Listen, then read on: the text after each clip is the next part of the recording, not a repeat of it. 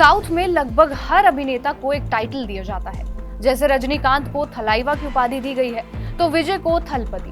प्रभास जब स्क्रीन पर आते हैं तो उनके लिए डार्लिंग स्टार लिखा जाता है। ऐसा साउथ के हर बड़े हीरो के साथ है। ऐसे ही साउथ में कन्नड़ फिल्मों के जाने माने स्टार दर्शन थुगुदीपा के स्क्रीन पर आने से पहले चैलेंजिंग स्टार लिखा जाता है। लेकिन ये चैलेंजिंग स्टार अभी खुद ही कई चुनौतियों का सामना कर रहा है और कर्नाटक पुलिस की हिरासत में है। मामला एक लड़के की हत्या का है।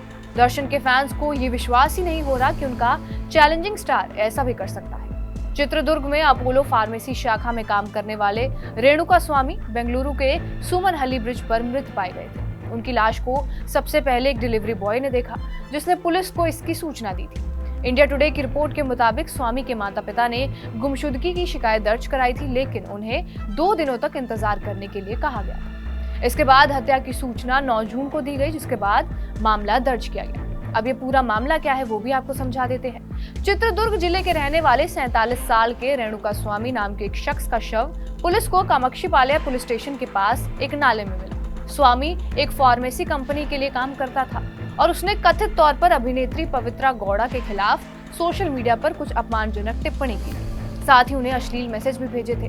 पवित्रा ने रेणुका स्वामी की हरकत की शिकायत दर्शन से की और आरोप है कि इस पर दर्शन को गुस्सा आया और उन्होंने दोस्त विनय के साथ मिलकर रेणुका का अपहरण किया, खुद उसके साथ मारपीट की और अपराधियों को उसके हवाले कर दिया, जहां पीट कर उसकी हत्या कर दी गई। दर्शन का विवादों से पुराना नाता रहा है।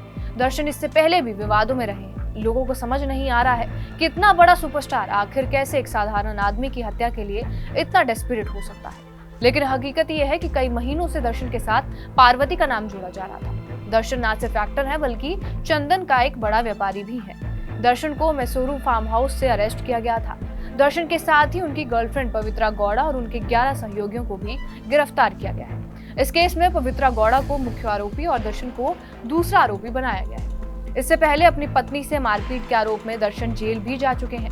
साल 2018 में दर्शन उस वक्त विवादों में आए जब पुलिस ने उनके चंगुल से मंगोलिया के 4 बतखों को छुड़ाया था। साल 2021 में दर्शन एक दलित वोटर को बुरी तरह से पीटा, जिससे उसकी आंखों की रोशनी ही चली गई। बाद में 50,000 देकर मामले को रफा दफा किया गया। साल 2022 में दर्शन ने भाग्य देवी को लेकर विवादित टिप्पणी की थी, जिसके कारण एक फैन ने उन पर चप्पल भी फेंक दी। पवित्रा गौड़ा के साथ दर्शन 10 साल से रिलेशनशिप में है। हत्या की पूरी साजिश भी उन्होंने पवित्रा के लिए ही रची और अब वो सलाखों के पीछे है। बहरहाल आपका इस खबर पर क्या कुछ कहना है हमें कमेंट बॉक्स में जरूर बताएं। बाकी देश और विदेश की तमाम बड़ी खबरों के लिए बने रहिए हमारे साथ TV9 डिजिटल पर।